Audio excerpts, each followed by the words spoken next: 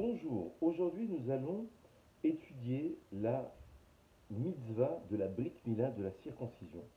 Nous savons que pour rentrer profondément dans l'alliance, nous devons circoncire tout garçon à partir de l'âge de 8 jours, et c'est une mitzvah de la Torah, comme il est enseigné dans la Parashat Azriya, Vayom Hashemini Yimol Bessar Orlato. Pourquoi le chiffre 8? Le Midrash, dans Devarim Rabbin, nous enseigne car Dieu eut pitié de l'enfant et attendit qu'il ait suffisamment de force. Le Or HaChaim HaKadosh s'arrête sur le chiffre 8 en nous expliquant que il faut que l'enfant puisse vivre d'abord un Shabbat. Et effectivement, si on l'avait prévu au bout du 7e jour, peut-être que l'enfant n'aurait pas vécu un Shabbat. Donc il faut attendre le chiffre 8 pour que l'enfant puisse rencontrer, faire honneur d'abord au Shabbat. Il y a une dimension, selon le Or HaChaim HaKadosh, citant le Zohar, dans la paracha de Vaïkra, dimension plutôt spirituelle. Au niveau médical, nous savons que les facteurs de la coagulation du sang, euh, on pourrait voir que la force de l'enfant au 8e jour peut être envisagée du point de vue des facteurs de la coagulation du sang, au sujet desquels les études médicales classiques ont découvert qu'ils atteignaient le sommet de leur courbe au 8e jour de la vie extra-utérine. Au niveau de la Torah, il y a d'innombrables occurrences qui démontrent le propos même du chiffre 8. Par exemple, nous avons 8 jours de Hanouka. Nous avons Shemini Aseret, qui est considéré comme étant le 8e jour après la fête de Sukkot, qui est le couronnement de l'ensemble des fêtes du mois de Tishri. Nous avons aussi les tzitzit, qui sont au nombre de les franges que l'on pose aux quatre coins du talit, qui sont au nombre du chiffre 8. Josué, qui était le disciple de Moshe, qui procéda à la circoncision des Juifs à leur entrée en Israël, vous pouvez retrouver cette occurrence dans Josué chapitre 5 verset 2, appartenait à la 8e génération depuis Abraham, avec lequel la circoncision fut instaurée. Donc les 8 générations, c'est Abraham, Israël et Yaakov, Lévi, Kehat, Amram, Moshe et évidemment Yoshua.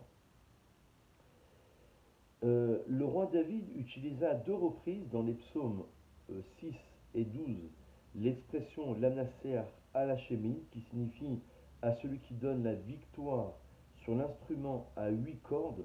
Et donc la Gemara enseigne que la harpe du roi David contenait,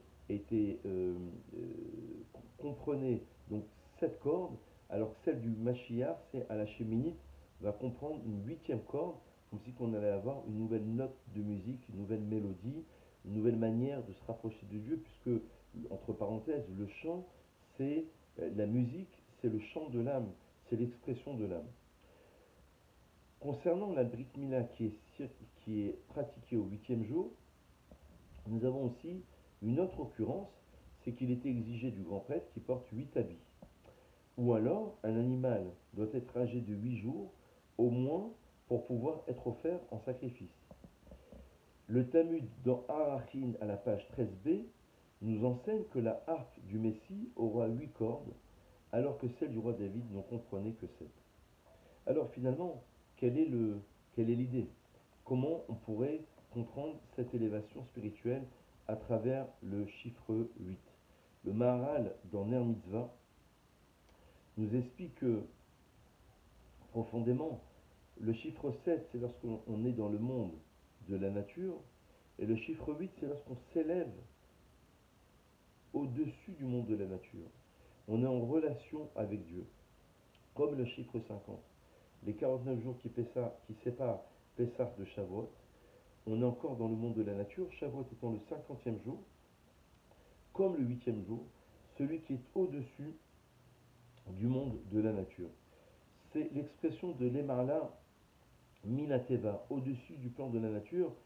C'est ce nombre 8 fait allusion à la Torah en particulier, et en général à toute chose ayant une visée spirituelle supérieure et qui, elle aussi, se place sur un plan situé au-delà de la nature. On pourrait peut-être aussi expliquer que le rayonnement l'émerveillement d'Israël se passe à travers ce chiffre 8.